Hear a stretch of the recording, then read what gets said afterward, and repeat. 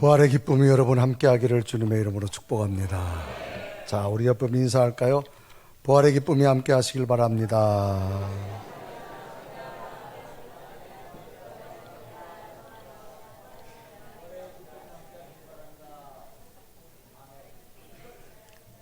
오늘 성경 본문은 아까 영상으로 다 읽었는데 다 잊어버렸죠? 자, 성경 본문을 다 펴세요. 마가복음 16장 1절에서 8절 그것만 다시 틀어줄 수 있나요? 네, 그것만 다시 한번 틀어주세요. 다 잊어먹어서 보니까. 네. 성경 본문 오늘 마가복음 16장 1절에서 8절.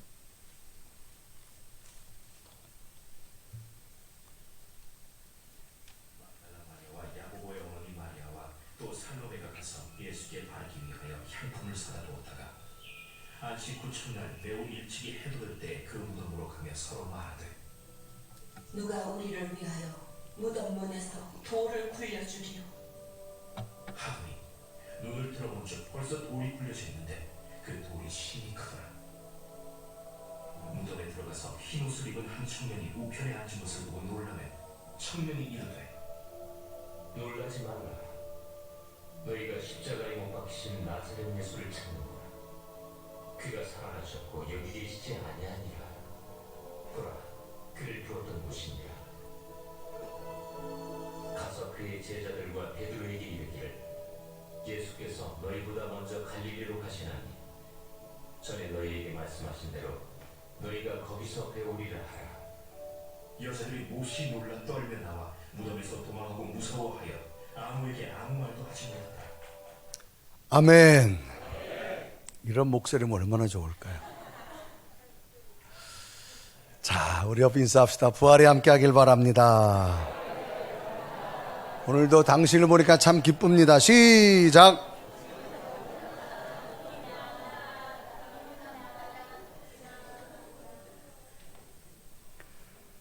오늘 성가대 은혜로 왔죠?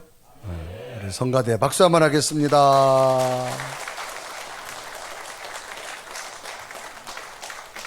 여러분, 박수가 작으니까 동시에 안 일어났어. 다시 한번 박수!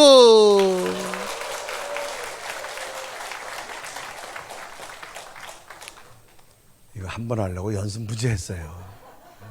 여러분 한 번 듣는 거지만 굉장히 연습 많이 했습니다. 부활의 기쁨이 함께하기를 주님의 이름으로 축복합니다. 요즘 예전과 달랐던 우리 삶의 패턴 중에 하나를 꼽는다라고 하면 우리 손에 스마트폰이 떨어지지 않는다라고 하는 거죠. 최근 5G 출시로 더 빠른 속도로 스마트폰의 시대를 열었습니다. 더더욱 우리 손에서 떨어지지 아니하고 우리는 수시로 스마트폰으로 이 땅에 일어나는 수많은 정보와 소식들을 검색하게 됩니다. 우리들 주변에서 일어나는 소식들과 또는 지구 반대편에서 일어나는 소식까지도 우리들은 실시간 검색하게 되어지면서 아마도 얼마 지나지 않아서는 대기권 밖에 벗어나 있는 지구 밖의 소식들도 곧 접하는 시간이 멀지 않았다, 그렇게 생각되어집니다.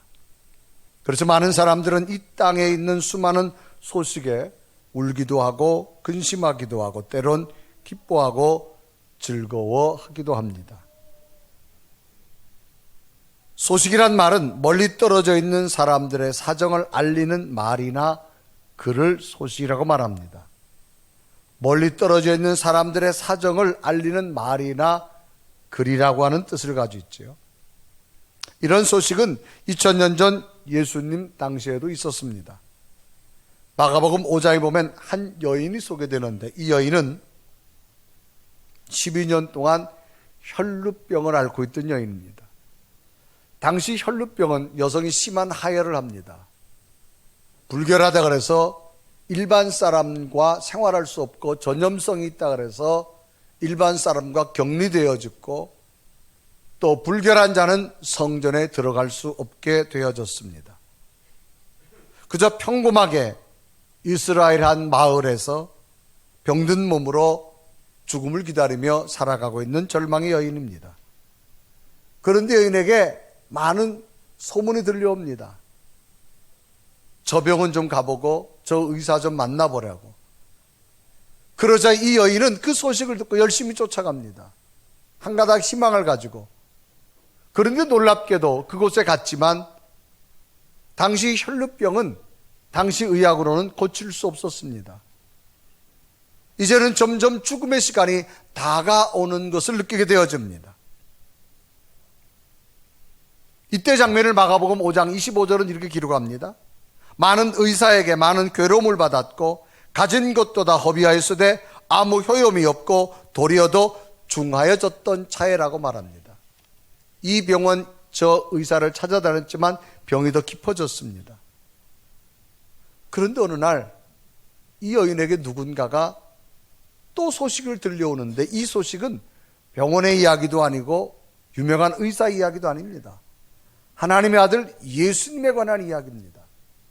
이 여인은 지금까지 이제 절망하고 죽음을 기다릴 수밖에 없습니다. 많은 병원과 많은 의사를 쫓아다녔어도 병은 점점 깊어졌고 죽음의 시간이 내게 다가오는 걸 느꼈어요. 이제 절망 가운데 있습니다. 그런데 어느 누군가가 하나님의 아들 예수님에 관한 이야기를 던져주는데 놀랍게도 그 이야기를 듣는 순간 이 여인의 마음속에는 지금까지 사람들이 전해줬던 이야기 가운데 희망이 아니라 또 다른 새로운 희망이 생기는 거예요. 새로운 꿈이 생기는 거예요. 깜깜한 어둠 절망 속에서 하늘의 빛이 그 여인의 마음속에 찾아오는 듯 밝아지기 시작합니다. 절망에서 새로운 평안이 그 여인의 마음속에 몰려오는 겁니다. 그래서 이 여인 마음속에는 그 예수님을 한번 만나고 싶다. 그 예수님을 만나면 나는 살 수 있을 것이다. 새로운 희망이 생기기 시작합니다. 그런데 어느 날 예수님이 자기 마을에 온 것을 깨닫게 되자 이 여인은 달려가면서 속으로 생각합니다. 나는 저 주님의 옷자락만 만져도 나을 것이라고 하는 새로운 생각의 변화와 새로운 꿈이 생기게 되어집니다. 그래서 이 여인이 예수의 소문을 듣고 그 예수의 옷자락을 만지는 순간 이 여인의 질병은 깨끗하게 고쳐진 줄로 믿습니다. 이때 장면을 마가복음 5장 27절과 28절은 기록합니다. 예수의 소문을 듣고 무리 가운데 끼어 뒤로 와서 그의 옷에 손을 대니 이는 내가 그의 옷에만 손을 대어도 구원을 받으리라 생각하밀러라 그랬습니다. 조금 전까지는 절망만 생각났어요. 그런데 예수 그리스도가 내 속에 들어오니 새로운 살 수 있는 희망으로 바뀌어진 줄로 믿습니다. 기독교의 복음은 생각의 변화입니다. 절망이 희망으로 바뀌어집니다. 좌절이 새로운 꿈을 꾸게 될 줄로 믿습니다. 그래서 예수님께서는 수많은 사람이 자기 곁에 왔지만 어느 순간 자기 몸에서 능력이 나가는 걸 느꼈어요. 그래서 주님께서 가던 발걸음을 탁 멈추고 제자들에게 묻습니다. 누가 내 몸에 손을 댔느냐? 그럴 때 제자들이 말합니다. 주님의 몸에 손댄 사람 한두 사람이 아닙니다. 수많은 사람이 주님을 밀쳤습니다. 아니다. 내 몸에서 능력이 나갔다고 말합니다. 여러분, 우리가 신앙생활하면서 주님을 그저 밀치는 자가 되지 마시고 믿음으로 주님의 옷자락을 만지는 자가 되십시오. 능력이 나가게 될 줄로 믿습니다. 그래서 주님은 그 여인을 만납니다. 여인은 무서워서 떨고 있습니다. 이럴 때 주님께서 말합니다. 여인아, 두려워하지 말라. 내 믿음이 너를 구원하였다. 너는 이제 절망이 떠나가고 두려움이 떠나가고 내 마음속에 평안이 임할지니라. 그래 이때 장면을 마가복음 5장 34절 우리 한번 다 같이 읽을까요? 시작. 예수께서 이르시되 따라 내 믿음이 너를 구원하였으니 평안히 가라. 내 병에서 놓여 건강할지어다. 놀랍게도 예수님의 소식을 들은 이 여인은 질병도 고쳐지고 구원도 받고 질병도 고쳐지고 구원도 받고 그 속에 하늘의 평안이 임한 줄로 믿습니다. 의사의 소문이 아니었어요. 예수님에 관한 이야기였어요. 오늘도 예수님의 이야기에 여러분 심령 속에 새로운 변화를 주실 줄로 믿습니다. 오늘 성경 본문도 이런 내용이에요. 2000년 전에 예수님 곁에 수많은 사람이 따라다녔어요. 그러나 예수님이 십자가에 돌아가시자 다 옛세 원래 돌아가 흩어져 버렸습니다. 심지어 예수님의 제자들마저도 주님을 부인하고 떠나갔어요. 예수님은 골고다 산상의 십자가에 죽으심을 당했습니다. 3일이 지난 다음에 오늘 성경에 보면 세 여인이 나옵니다. 이 여인들은 예수님을 찾아가고 싶은 거예요. 예수님을 찾아가는 이유가 뭐냐? 이때 당시는 사형제도 중에 사람이 죽고 나면 열대지방이 때문에 몸에 향유를 발라줍니다. 부패를 방지하고 많은 냄새를 지워주는 겁니다. 그런데 예수님의 시신은 이런 절차를 거치지 않고 그냥 바로 안치된 거예요. 그래서 이 여인들은 예수님을 사랑했던 여인이기 때문에 예수님 시신에다가 향유라도 발라드리려고 예수님이 안치되어 있는 동굴을 찾아가게 됩니다.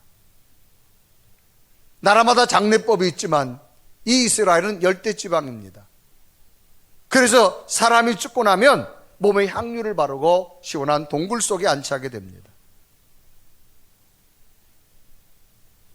이 여인들이 찾아간 시간을 성경을 보면 안식일이 지난 후다 그렇게 말합니다.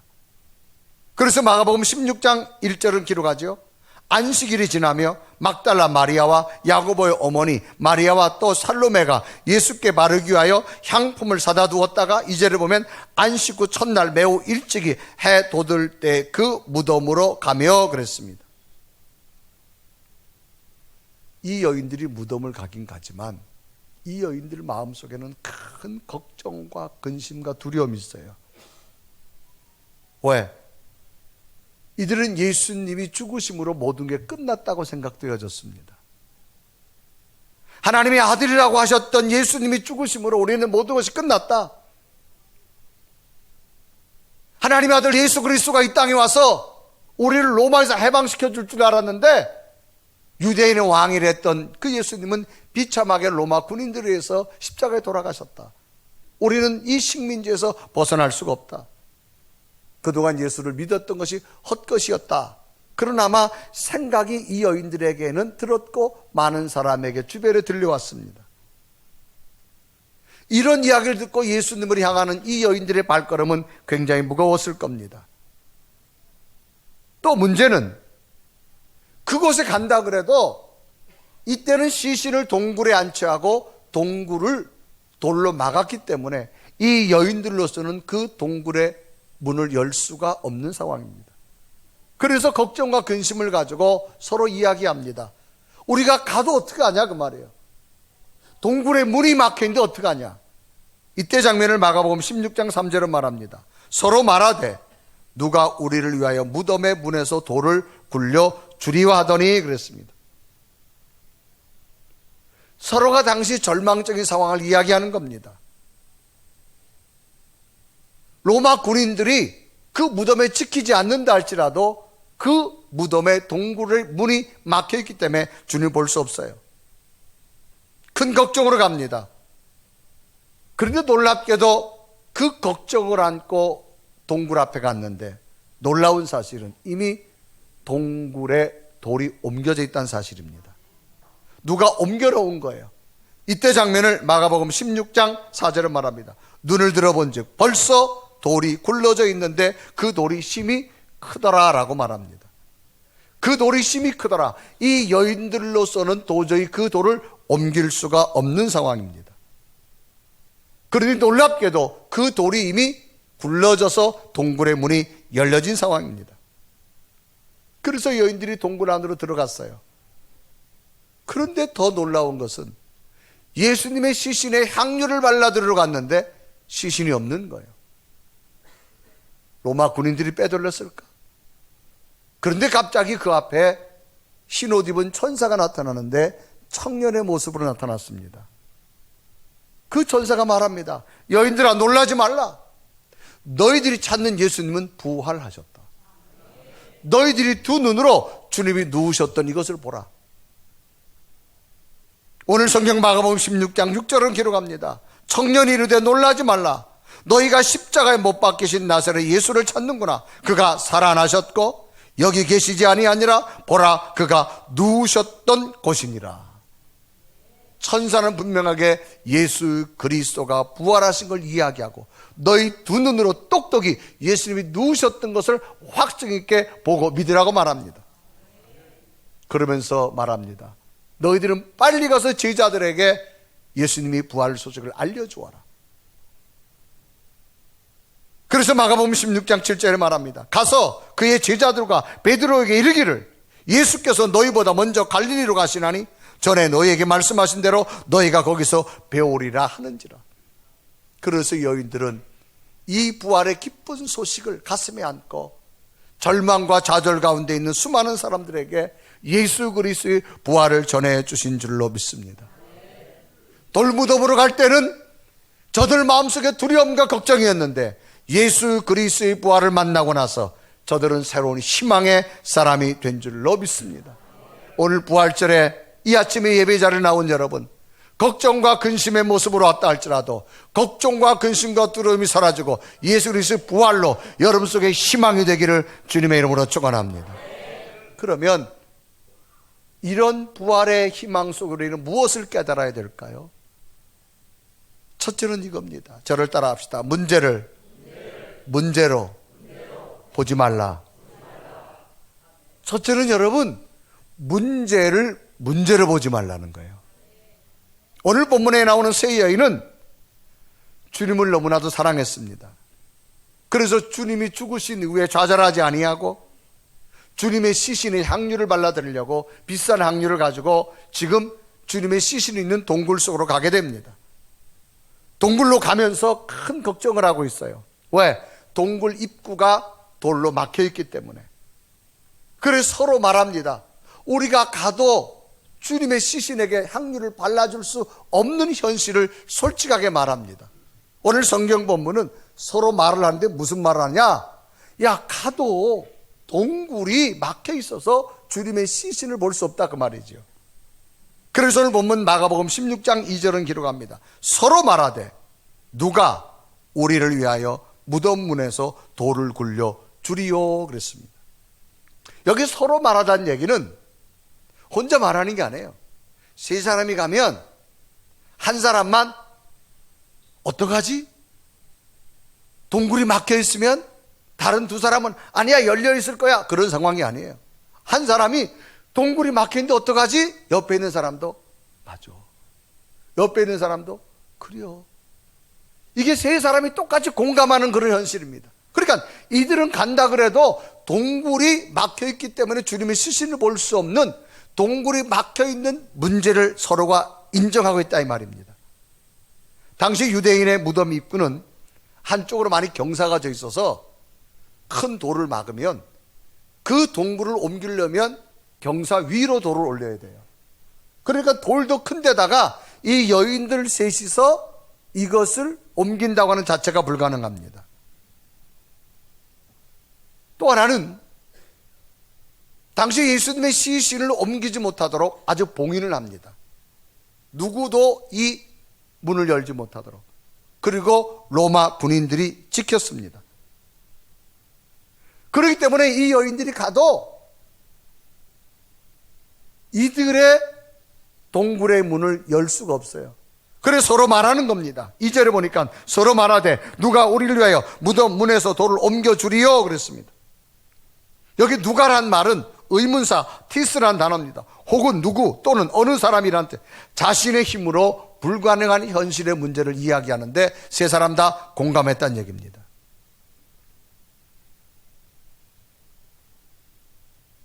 이 내용을 좀 더 깊이 들어가 본다면 당시 예수님의 시신을 동굴에다 보관하고 동굴 문을 막고 봉인을 했습니다. 그리고 로마 정부는 로마 군인들로부터 지키게 했어요. 그래서 마태복음 27장 66절에 기록합니다. 그들이 경비병과 함께 가서 돌을 인봉하고 무덤을 굳게 지키더니, 그러니까 돌문을 움직이지 못하도록 봉인하는 겁니다. 그리고 군인들이 지키고 있어요. 무덤 문은 완전히 봉쇄됐습니다. 돌에 의해서. 의문점이 하나 있습니다. 지금 예수님 죽으신 이후에 예수님께 향유를 바르러 드리러 가는 이 여인들은 평상시 예수님을 사랑했던 여인이에요. 그리고 예수님을 잘 믿던 사람들이에요. 그러니까 예수님이 돌아가신 다음에 제자들도 떠났는데도 향유를 발라드리려고 예수님 동굴 속에 가고 있어요. 이들은 뭔 걱정을 하느냐? 동굴 문이 열 수 없다는 걸 걱정하고 있어요. 그게 문제입니다. 그런데 당시 로마는 예수님의 십자가의 처형을 집도한 국가가 로마입니다. 군인들입니다. 그런데 성경은 예수님의 시신을 동굴 속에 놓고 아주 봉인을 하고 군인들을 지키게 했어요. 왜 지키게 했을까요? 예수님이 평상시에 말씀하실 때 나는 죽지만 부활한다는 메시지를 전달했어요. 그런데 이 여인들은 걱정하고 있어요. 왜? 돌문이 막혀 있으니까. 그런데 로마 군인들은 주님의 부활을 믿었어요. 주님의 부활하지 못하도록 돌문을 막았어요. 이 여인들은 평상시 믿음이 있다라고 하는 사람들이었어요. 그런데 정작 결정적인 순간에 가서는 자신의 이성과 논리의 신앙인이 되어버렸어요. 예수님이 계실 때는 할렐루야 아멘하고 잘 따라다니고 하나님 말씀 믿었어요. 그런데 정작 예수님이 돌아가시자 예수님 말씀하실 때 나는 죽지만 3일 만에 부활한다는 말씀을 수없이 하셨어도 그 말은 자기의 이성과 논리에 맞지 않으니까 안 믿었어요. 그런데 누가 더 믿었느냐? 로마 군인들이 더 믿었어요. 여러분 좀 아이러니컬한 거 아니에요? 여러분 우리가 평상시 신앙생활 열심히 한다고 하는 사람들이요 어느 결정적인 순간에 가보세요. 다 이성과 논리 신앙이 돼버려요. 더 이상 믿으려고 하지 않습니다. 그래서 신앙생활 잘하던 사람이 한순간에 믿음이 떨어진 이유가 왜 그런지 아세요? 이성과 논리를 넘지 못하기 때문에 그래요. 그런데 오히려 예수님이 십자가에 죽은 로마 군인들은 그 말씀을 더 믿었어요. 그래서 로마 군인들이 지금 지키고 있어요. 혹시나 예수님의 제자들이 시신을 훔쳐가서 주님 부활했다고 말할까 봐. 수많은 신학의 학자들이 있습니다. 자유주의 신학자들이 있습니다. 이들은 이렇게 주장합니다. 예수님의 부활은 역사적 사실이 아니다라고 말합니다. 제자들에 의해서 그냥 고안된 거라고 말합니다. 그들이 신학교를 가고 신학자가 될 때는 다 예수 그리스도를 믿는다고 믿음을 가진 자였어요. 그런데 신학의 흐름에 따라서 그 신앙은 다 어디로 가버리고 예수님의 부활을 안 믿어요. 역사적으로 거짓말이라고 말합니다. 여러분 우리가 믿음이 있다고 말하지만 어느 순간에 가서는 사람이 이성과 논리를 뛰어넘지 못합니다. 오늘 이 부활절에 주님이 우리에게 주신 메시지는 뭘까요? 우리의 신앙이 논리와 이성을 넘어야 될 줄로 믿습니다. 이거를 넘어야 하나님의 세계가 보여지기 시작합니다. 그래서 이 여인들도 서로 말하는 거예요. 가긴 가지만 돌문이 막혀서 있다는 거예요. 그래서 마가복음 16장 3절에 말하죠. 서로 말하되 누가 우리를 위하여 무덤 문에서 돌을 굴려주리요. 서로 말한다는 얘기는 서로 다 생각한다는 얘기예요. 불가능하다는 거예요. 우리 인생을 살아가면서 수많은 문제를 부딪힙니다. 이 문제를 이성과 논리로 먼저 생각하면 못합니다. 그러나 우리 속에 이성과 논리를 뛰어넘는 살아계신 하나님이 함께하는 믿음이 있다면 문제를 넘게 될 줄로 믿습니다. 그래서 여인들이 갔어요. 갔는데 어떤 일이 생겨요? 걱정이 문제가 안 되고 걱정이 안 되더라는 겁니다. 갔는데 벌써 어떤 역사가 나타났어요? 돌문이 옮겨진 거예요. 예수님이 부활한 줄 믿습니다. 그래서 마가복음 16장 4절에 이르고 하죠. 우리 다 같이 읽어요. 시작. 눈을 들어 본즉 벌써 돌이 굴려져 있는데 그 돌이 심히 가보니까 벌써 돌이 굴려져 있어요. 그런데 돌이 크다 작다? 크다. 자기들 힘으로는, 그러니까 여인들이 문제 앞에 걱정할 수밖에 없어요. 그런데 예수님은 평상시에 죽은 자 가운데 3일 만에 부활을 말씀해서 이들을 믿지 않았어요. 이들은 그 돌이 문제였는데 가보니까 문제가 되었더라 안 되었더라? 안 되었더라는 거예요. 여러분, 오늘도 어려움 속에 예수 그리스도의 부활을 믿는다면 문제를 보지 마십시오. 문제를 뛰어넘어 풀어주시는 하나님의 기적을 보시길 바랍니다. 이게 신앙이고 이게 믿음이에요. 여러분, 인생은요, 한 곱이 넘으면 또 한 곱이 찾아와요. 이 문제 해결하면 저 문제 또 터져요. 그런데 중요한 사실은 그 문제 앞에 좌절하지 마시고, 우리는 못 풀어요. 그러나 예수 그리스도의 부활의 능력이 함께하면 문제를 뛰어넘고 정복할 줄로 믿습니다. 이게 신앙의 힘이에요, 여러분. 그래서 따라합시다. 신앙은 해석이다.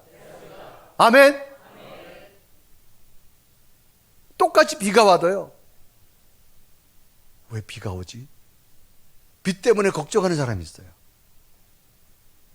비가 옵니다. 아, 비가 오면 새싹이 날 거야. 꽃 피겠지. 희망을 말하는 사람이 있어요. 여러분, 예수 그리스도 안에 희망을 말하시길 바랍니다. 이게 믿음을 주신 하나님의 능력이요. 우리는 못해요. 주님의 부활이 함께 있으면 여러분, 어떤 상황에도 문제를 보지 마시고 문제를 이길 수 있는 여러분 믿음 되길 바랍니다. 두 번째로는 하늘의 평안을 얻으라는 겁니다. 이제 예수님께서 이 여인들을 찾아왔어요. 주님께서 뭐라 말합니까? 여인들이요, 지금 너희들이 문제 앞에 내가 죽었다고 절망하지만 나는 살아났다는 거예요. 그러면서 주님께서 이 여인에게 준 것은 뭐냐? 하늘의 평안인 줄로 믿습니다. 이 여인들은 지금 걱정과 문제를 안고 서로 말하면서 갔어요. 갔는데 벌써 돌문이 옮겨져 있고요, 정말로 예수님께서 살아나신 걸 두 눈으로 보게 된 줄 믿습니다. 두려움이 사라지고요, 어디서 왔는지 하늘의 평안이 이 여인들 가슴 속에 임한 줄로 믿습니다. 여러분, 부활은요, 여러분 속에 두려움이 떠나고요, 염려가 떠나가요, 걱정이 떠나가요, 하늘의 평안을 주신 줄로 믿습니다. 열해 전에 미국의 한 정신병원에서 있었던 일입니다. 정신과 병원에 있던 한 사람이 삶을 살다가 그 병원에서 세상을 떠났습니다. 이제 그 환자의 방을 정리하다가 벽면에 시가 한 편이 있었어요. 그 시의 내용을 사람들이 적어왔는데 그 시의 내용이 이런 시였어요. 하늘을 두루마리 삼고 바다를 먹물 삼아도 한없는 하나님의 사랑 다 기록할 수 없겠네. 하나님의 크신 사랑 어찌 다 쓸까? 저 하늘 높이 쌓아도 채우지 못하네. 이 사람은요, 정신적으로 힘들어가지고 일생을 그 병실에 살다가 세상을 떠났어요. 그런데 이 사람은 늘 눈을 뜨면서 자기 벽면에 있는 시를 읽는 거예요. 절망 가운데서도 하늘을 두루마리 삼고 바다를 먹물 삼아도 한없는 하나님의 사랑 다 기록할 수 없겠네. 하나님의 크신 사랑 어찌 다 쓸까? 저 하늘 높이 쌓아도 채우지 못하네. 이 시를 읽으면서 이 사람은 희망을 꿈꾸기 시작합니다. 이 무명의 시입니다. 이 무명의 시가 세월이 흘러서 시골 교회를 섬기는 프레데릭이라고 하는 목사님에게 전달됩니다. 이 목사님이 시골에서 목회하던 중에 누군가에게서 자신에게 전달된 이 무명의 시를 읽고 큰 감동을 받습니다. 그래서 집에서 자신의 딸과 함께 이 감동의 시를 읽다가 여기다가 곡을 붙이게 됩니다. 후에 이 시의 출처는 11세기에 살았던 한 유대인의 무명인의 시였던 사실을 찾아드립니다. 그래서 이 병원 벽에 있던 이 가사를 토대로 해서 그 앞에다가 두 개의 가사를 더해가지고 찬송을 만드는데, 그래서 그것을 3절로 하고 1절과 2절의 가사를 만드는데, 1절은 이런 거예요. 그 크신 하나님의 사랑 말로 다 형용 못하네. 저 높고 높은 별을 넘어 이 낮고 낮은 땅 위에 죄범한 영혼 구하려 그 아들 보내사 화목제물 삼으시고 죄 용서하셨네. 또 그 다음 절은 보면 괴로운 시절 지나가고 땅 위에 영화쇠할 때 주 믿지 않던 영혼들은 큰 소리 외쳐 울어도 주 믿는 성도들에게 큰 사랑 베푸사 우리의 죄 사했으니 그 은혜 잊을까. 후렴 부분 보면 하나님 크신 사랑 측량다 못하네. 영원히 변치 않는 사랑 성도여 찬양하세요. 이 시를 토대로 해서 그 하나님의 사랑에 대한 것을 1절, 2절에 곡을 더 붙였습니다. 이 찬송시가 한국교회에 유명하게 된 특별한 계기가 있습니다. 1974년 스위스 로잔에서 빌리그램 목사님이 주최하는 세계 전도자 대회에서 둘째 날 저녁에 한국인인데 시각장애인입니다. 킴 윅스라고 하는 여자 자매 가수였어요. 자신의 간증과 함께 이 찬양을 불렀을 때 그 청중들이 다 은혜를 받게 되어집니다. 이 여인은 1981년도 한국 세종문화관에서 찬양 공연도 하게 되어졌습니다. 이 킴 윅스라고 하는 여인은 6.25 전쟁 중에 시력을 잃고 전쟁 고아가 됩니다.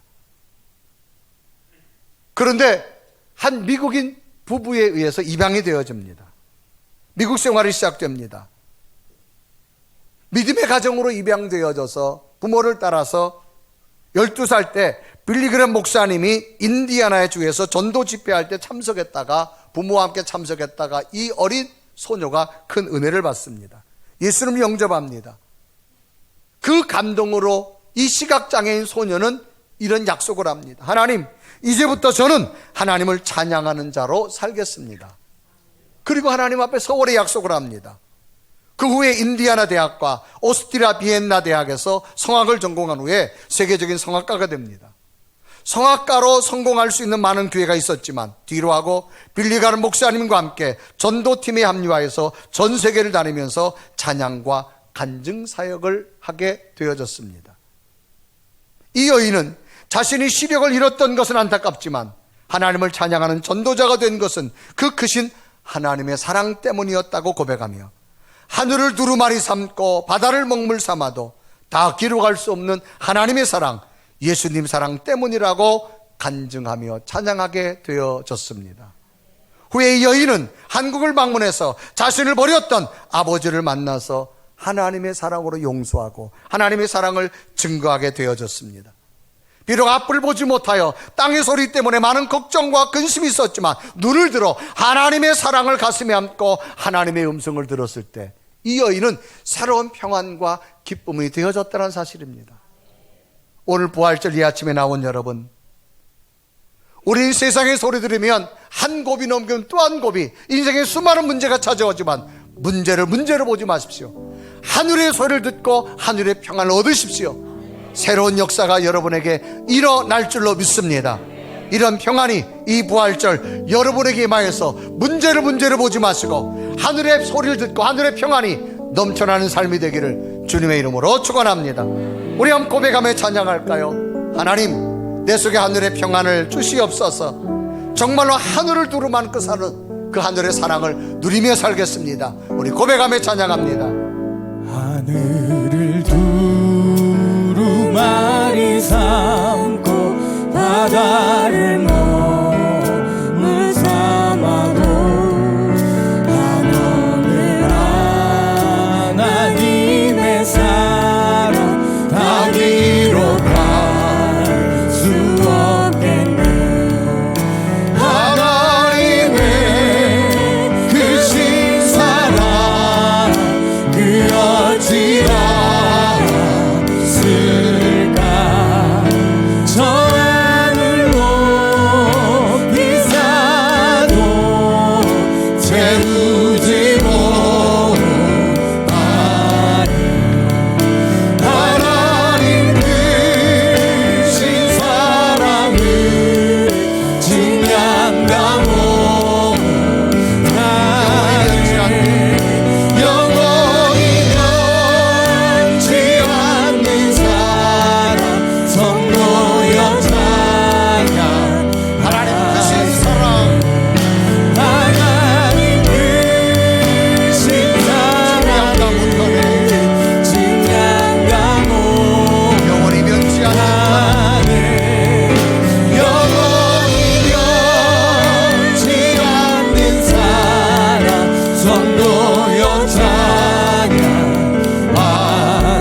시간 다 같이 두 눈을 감으시고 2019년 이 부활의 아침, 하나님, 내 속에 예수 그리스도의 부활이 믿어지게 하여 주옵소서. 걱정과 근심으로 주님의 시신이 있는 곳을 향하였던 저들, 그러나 벌써 이미 돌은 옮겨져 있었습니다. 그것은 주님이 부활하셨기 때문입니다. 우리 속에 예수 그리스도의 부활이 계시다면 문제를 문제로 보지 말게 하시고 어떤 두려움도 하늘의 평안으로 채워지는 은혜가 있게 해달라고, 주님, 이 주님의 부활이 오늘 내 심령에 믿어지게 하시고 문제를 뛰어넘게 하시고 하늘의 평안을 누리는 삶을 살게 해달라고 우리 간절한 모습으로 고백하며 기도드리겠습니다. 살아계신 하나님, 크신 사랑을 하늘의 거룩한 성령 증량나무다네 영원히 변치 않는 사랑 성도여 찬양하세. 하나님 크신 사랑을 증량나무다네 영원히 변치 않는 사랑 성도여 찬양하세.